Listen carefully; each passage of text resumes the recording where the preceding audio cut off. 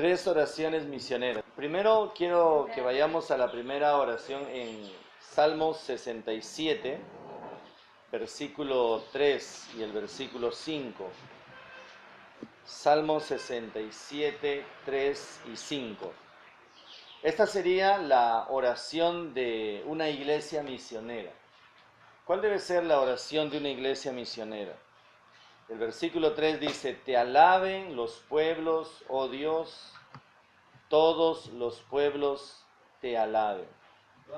Y el versículo 5 es exactamente igual, dice: te alaben los pueblos, oh Dios, todos los pueblos te alaben. Cuando uno estudia el libro de los Salmos, como ustedes saben, el libro de los Salmos está escrito en poesía. Cuando un versículo se repite dos veces, está manifestando dos cosas, ¿no? El arte de la poesía utilizado para poder enfatizar una verdad que debe ser el título, el emblema de esa enseñanza, de ese capítulo.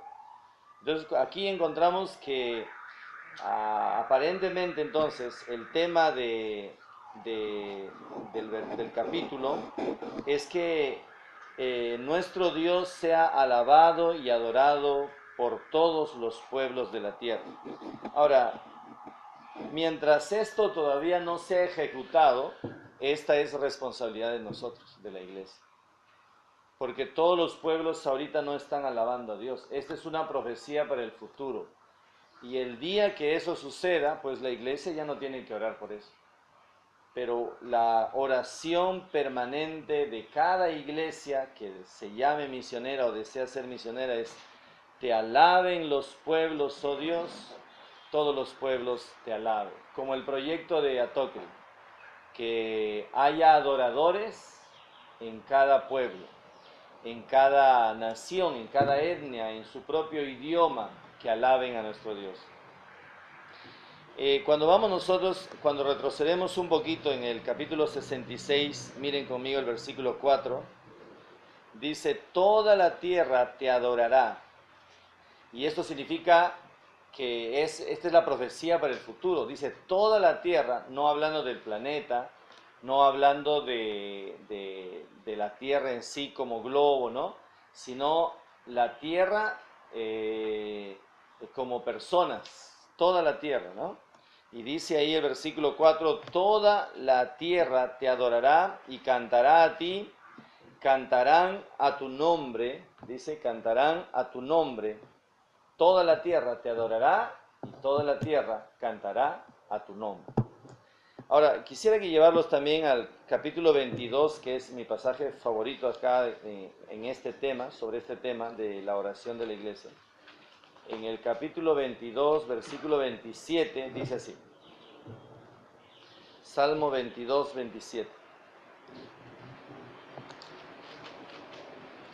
Dice ahí: se acordarán y se volverán a Jehová todos los confines de la tierra, y todas las familias de las naciones adorarán delante de ti. ¿Cuándo sucederá eso? Cuando todas las naciones les haya sido predicado el Evangelio y hayan mostrado la conversión, ¿no? Su conversión. Entonces, esto es para el futuro. De todas maneras va a suceder. Dios desea que todas las naciones tengan una representación allá en los cielos. ¿Qué tiene que hacer la iglesia hoy en día? Tenemos que orar por eso. Orar para que Dios pueda ser alabado y bendecido por todas las naciones. Te alaben los pueblos, oh Dios, todos los pueblos te alaben. Y para eso, ampliar la visión. Para eso, empezar que la iglesia se convierta en una plataforma misionera. Para eso debemos nosotros empezar a enviar más misioneros, o orar, como dice la Biblia, rogar al Señor de la mies que envíe más obreros para la mies. Porque, ¿con qué propósito? El propósito no es la obra misionera, el propósito no es el misionero, el propósito no es una iglesia enviadora, el propósito es que las naciones le alaben. Entonces, si ese es el propósito, no tenemos que orar nosotros por algo anterior a eso. Debemos orar por eso. Les doy un ejemplo. dice que había un hombre que va y le pregunta a tres albañiles que estaban construyendo, ¿no? Y cada uno estaba construyendo un paño, una pared. Y uno estaba construyendo por acá una parte, el otro estaba al frente y el otro estaba acá, en este lado de la derecha. Y este hombre se acerca y le dice, ¿qué estás haciendo? Y él le dice, no, estoy levantando, estoy asentando ladrillos, le dice. Ah, estás asentando ladrillos. Qué bien. Y le pregunta al otro, ¿qué estás haciendo? Y el otro le dice, estoy levantando esta pared. Ah, interesante. Y luego le pregunta al tercero, ¿qué estás haciendo? Y le dice, estoy construyendo un edificio. Ahora, los tres tenían verdad, ¿no? Cada uno estaba diciendo lo que realmente estaba haciendo. Pero uno de ellos se diferencia de los demás porque está trabajando en función a la meta final. Su visión es grande. Estoy construyendo un edificio. En cambio, los otros están mirando lo que hacen en el momento. Estoy asentando ladrillo, estoy levantando esta pared. Pero el otro dice, estoy construyendo un edificio. Muchas veces dentro de la obra de Dios, nosotros miramos la obra de Dios bastante circunstancial, momentánea, como van sucediendo las cosas. Y a veces nosotros como pastores estamos así de contagiados, ¿no? Estamos contagiados de vivir la emergencia, la urgencia y no lo más importante. Y dentro del plan de Dios, dentro de la historia de Dios, dentro del corazón de Dios, lo urgente es que todas las naciones algún día alaben el nombre de Dios. Eso es lo urgente, porque hoy en día las naciones no le están dando la gloria a Dios. Y estos pasajes nos enseñan que está profetizado que así será, entonces la iglesia tiene que orar por eso. Oremos para que Dios cumpla esa meta lo más pronto posible. Yo quisiera que lo haga ya, y aun cuando no me use, ya, que no me use, está bien, bueno, yo me perderé esa bendición, pero que lo haga ya, porque más importante que yo es la gloria de Dios. Pero si me dan la oportunidad de ser parte de esa labor de compartir el Evangelio con las naciones no alcanzadas, para mí será un privilegio, ¿no? De poder ser parte de alcanzar alguna nación no alcanzada. Pero oremos, la iglesia debe orar por eso. A veces la iglesia en las reuniones de oración parece un hospital, ¿no es cierto? Porque cuando decimos, a ver, peticiones de oración por la hermanita que le van a operar este jueves, por el hermano que le van a dar su resultado de su análisis, por la hermana fulana de tal que está hospitalizada. Y en mi iglesia pasa así, yo me imagino que solo pasa en el Callao, de repente en sus iglesias no pasa así, ¿eh? Pero en mi iglesia yo le digo, hermanos, cuidemos de que nuestra iglesia no sea un hospital, donde todos estamos pensando, concentrando nuestra oración solamente en asuntos de la salud del cuerpo, que es muy importante, sí, pero no es lo urgente, no es lo importante. Puede ser lo urgente, pero no es lo importante. ¿Qué es lo importante? Como dice el versículo, te alaben los pueblos, oh Dios, todos los pueblos te alaben. Miremos en la meta, oremos por la meta para que se ejecute la meta.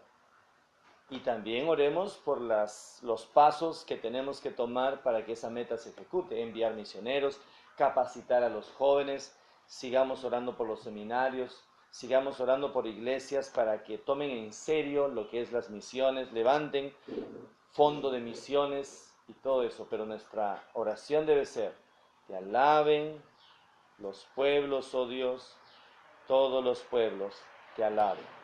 La segunda oración, si esta primera oración debe ser la oración de la iglesia misionera, la segunda oración debe ser del pastor misionero. ¿Cómo debe orar un pastor misionero? Ahora, yo en mi mente estaba diciendo, a ver, ¿cómo debe orar un pastor misionero? Y yo quisiera que vayamos aquí en nuestras Biblias en el Salmo 51. Y aquí hay algo que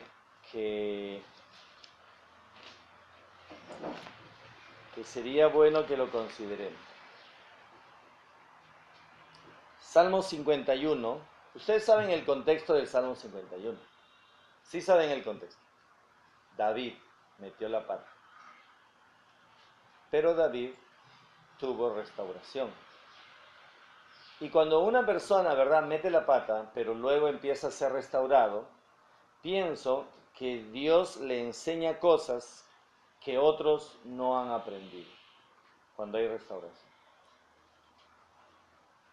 Pienso que otros que de repente no hemos tenido esa experiencia aprenden cosas importantes y empiezan a valorar lo que de repente muchos de nosotros no empezamos a valorar. Y de ahí nace una de las cosas muy importantes que un pastor misionero debe orar. Vemos nosotros ahí en el versículo 10, miren lo que dice el versículo 10. Crea en mí, oh Dios, un corazón limpio y renueva un espíritu recto dentro de mí. Ahora ustedes dirán, pero ¿qué tiene que ver eso con la oración misionera? Yo pensé que iba a decir ahí, Señor, envía más obreros a la mies, Señor, levanta más jóvenes candidatos, Señor, levanta el fondo misionero. Bueno, todo eso se puede dar, pero yo creo que hoy en día se necesitan pastores misioneros que puedan mantenerse ahí en la trinchera, que no dejen la trinchera. Que no dejen la trinchera para nada. A veces muchos pastores están dejando la trinchera por el pecado, están dejando la trinchera por una mujer, están dejando la trinchera por un placer, o por un puesto público, o por algún de repente cargo público. Y hay pastores que están dejando eso. Y a mí me da mucha pena cuando un pastor deja el pastorado para meterse a la política. Puede ser un buen político también, pero si deja el pastorado para eso, es que algo ha pasado en su corazón. Por eso la oración nuestra como pastores debe ser que nuestro corazón sea limpio y tengamos un espíritu recto dentro de nosotros. Así la obra misionera va a ser sostenible, porque el pastor que está en ese ministerio, en esa iglesia, es una persona íntegra, es una persona que no solamente es bueno en algunas cosas, sino es íntegro. Ahora, la integridad es una cosa que hoy día a veces no se predica mucho, ¿no? Hace un tiempo yo me enteré, ustedes también se enteraron de ese hombre, ¿se acuerdan que encontró una billetera con 5.000 soles o 20.000 soles? No recuerdo cuánto era, pero era bastante, y lo entregó y fue el hombre, el peruano más honrado, ¿se acuerdan? ¿Era un taxista? Sí, era, ya, el peruano más honrado del mundo, no sé ya, bueno, creo que era un taxista, ¿no? Bueno, el asunto es que se cuenta, yo sé la segunda parte de la historia, que él no quería entrevistas, no quería ser famoso, dijo, no quiero contar mucho, todo. Y dice, que eso es lo que sí sé, que él no quería contar mucho de esto, porque él había encontrado ese dinero en un hostal, cuando él estaba ahí, con otra persona. Y él no quería que se enteren porque su esposa iba a enterarse de eso y no quería que sea público, así que él no quería contar nada de cómo fue, dónde lo encontró y todo eso. Entonces resulta que, ¿verdad? Es un hombre muy honesto, ¿no? Al devolver tanto dinero, pero no es íntegro. Y hoy en día no se necesitan solamente pastores honestos, sino pastores íntegros. Y cuando miramos en la Biblia, Dios quiere eso para la iglesia, porque la iglesia santa es la iglesia que va a dar a luz, que va a reproducirse. Y para que una iglesia esté santificada, sus líderes también tienen que ser santos. Entonces yo encuentro, por ejemplo, aquí en el Salmo 41, por ejemplo, en el Salmo 41, en el versículo 12, que Dios desea eso, ¿no? Y debemos nosotros animarnos a que como pastores siempre estemos orando por esto. Porque si queremos éxito en la obra misionera, primeramente tiene que haber éxito en nuestra propia vida. Versículo 12, Salmo 41, 12 dice, En cuanto a mí, en mi integridad me has sustentado y me has hecho estar delante de ti para siempre. Eso es el propósito que podemos nosotros tener como siervos. Que el Señor sustente nuestra integridad, que Él esté trabajando eso. Y me has hecho estar delante de ti para siempre, la comunión. Cuando yo converso con Vanessa, siempre le digo, Vanessa, lo más importante es no pierdas esa comunión con Dios. Tú puedes descuidar muchas cosas, está bien, bueno, descuida, a veces no somos perfectos en todo, pero no descuides tu comunión con Dios. De eso depende todo, tu vida y tu ministerio. Y ya, pastor, me dice. Y siempre le digo eso, ¿no? Vanessa, lo más importante es tu relación con Dios. Todo lo demás no hay problema. Pero tu relación con Dios es de lo que va a depender todo, ¿no? En el Salmo 34, por ejemplo, en el versículo 15, Salmo 34, 15 dice así: Los ojos de Jehová están sobre los justos y atentos sus oídos al clamor de ellos. Entonces ahí sí, cuando el pastor va a orar para que Dios levante obreros, Dios le escuchará, ¿no es cierto? Pero nunca debemos preocuparnos, Señor, pastor, ora que Dios levante obreros. Y el pastor puede orar que levante obreros, pero si no está en este versículo 15, si su condición no es una condición de santificación, su oración no va a tener ningún sentido. Por más que se arrodille, por más que llore, por más que ore como ore, Dios no va a hacer acepción. La Biblia dice que los ojos de Jehová están sobre los justos y atentos sus oídos al clamor de ellos. ¿Queremos una iglesia misionera? ¿Anhelamos una iglesia misionera? Entonces tengamos un pastor misionero, pero un pastor íntegro misionero. Es triste cuando escuchamos de un pastor que cae en pecado, es muy triste. Y a veces decimos, nadie está libre. Cierto, nadie está libre. Pero también hay formas de cómo evitar caer en pecado y en tentación. Y de eso enseña la Biblia. ¿Quién es el que nos va a sustentar en nuestra integridad? Dice la Biblia, es Dios. ¿Quién nos va a permitir que podamos estar en comunión con Él? Dios. Entonces depende de eso. La integridad no es un resultado del azar, es resultado de caminar cada día con Dios. Ahí vamos a poder desarrollar la integridad.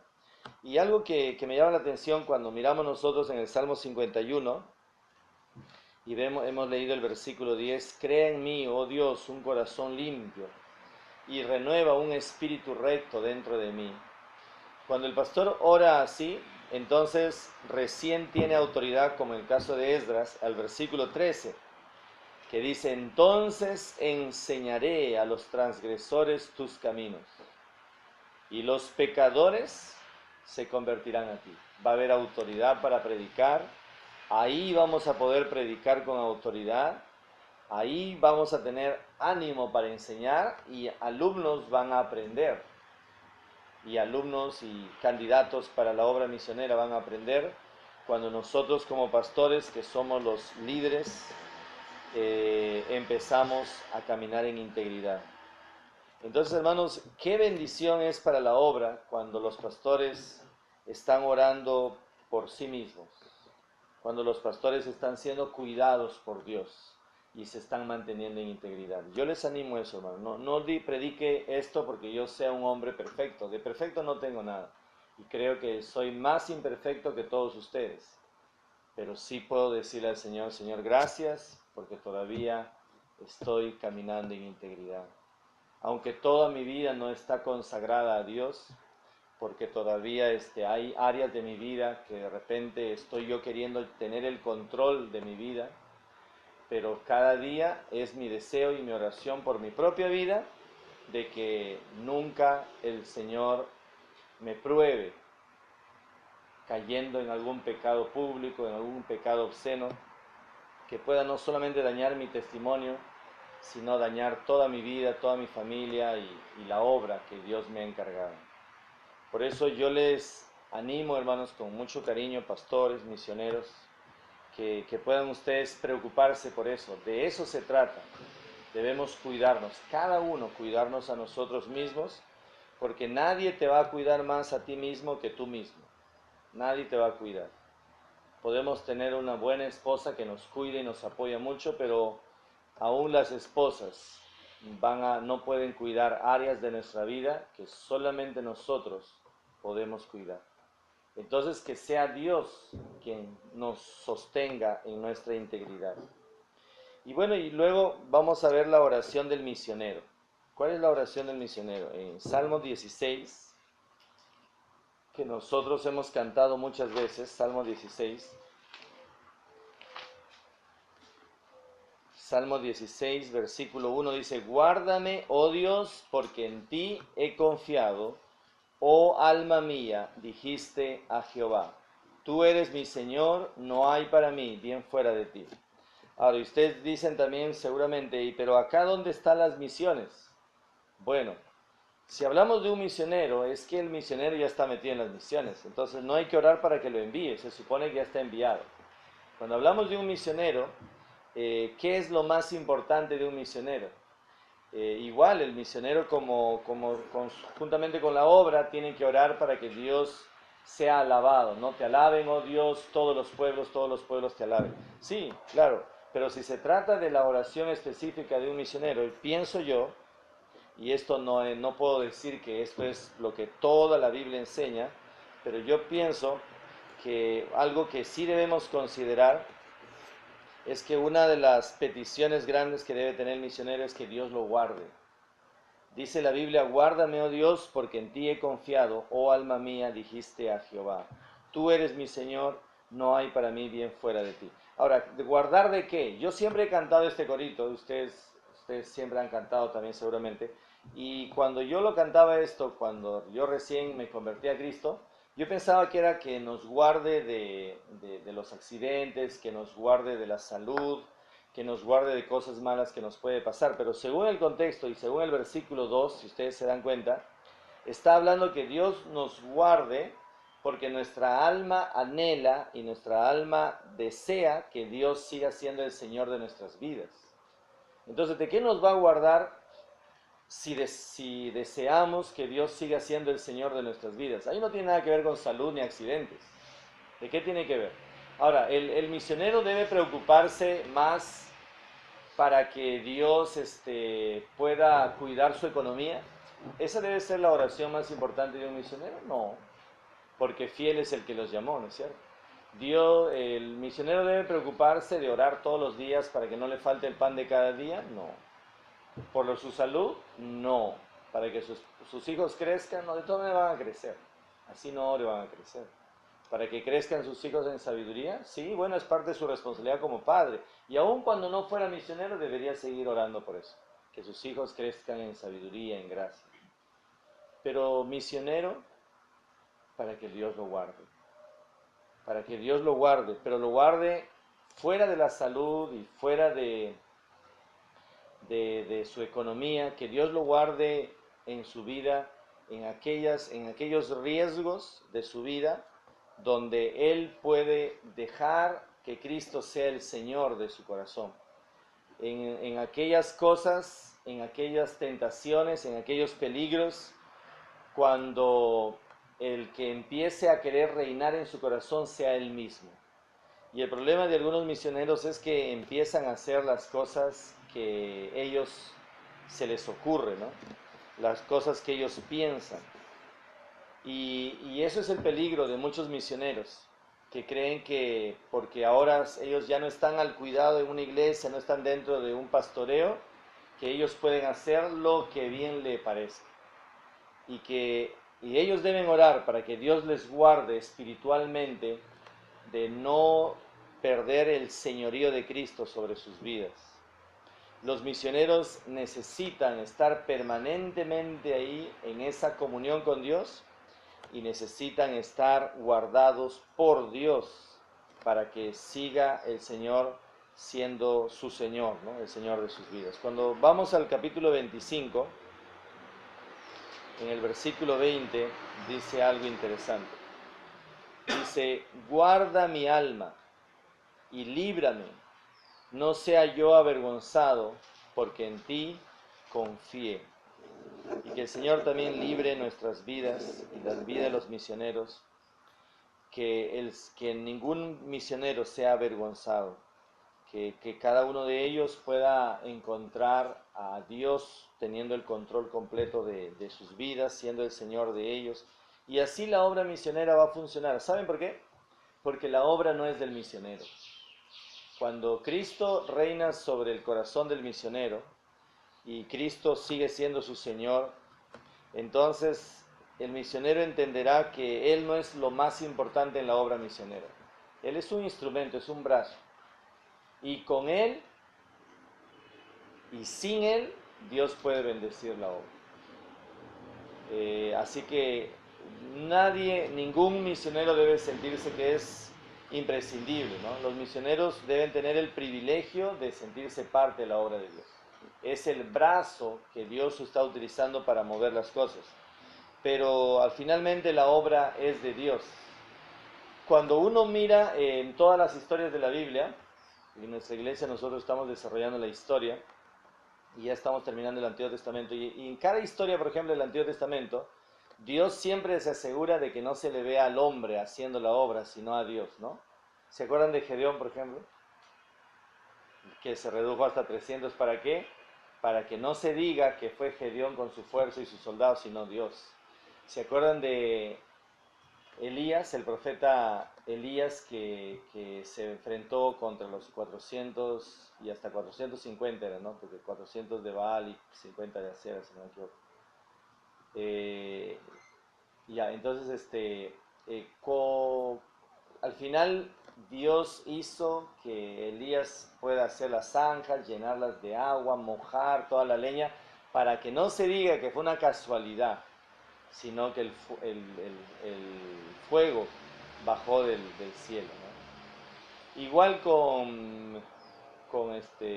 por ejemplo, David y Goliat, ¿no? ¿Quién venció a Goliat?